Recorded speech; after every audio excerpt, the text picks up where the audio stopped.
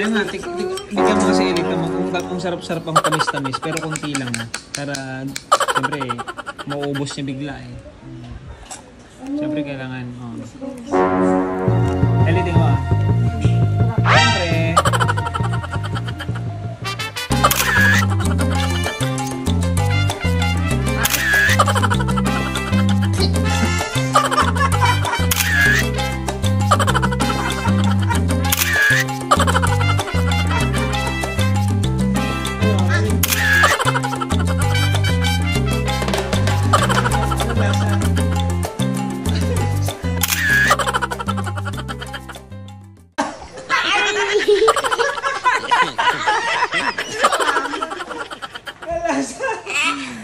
Yan lang naman ang kailangan niya.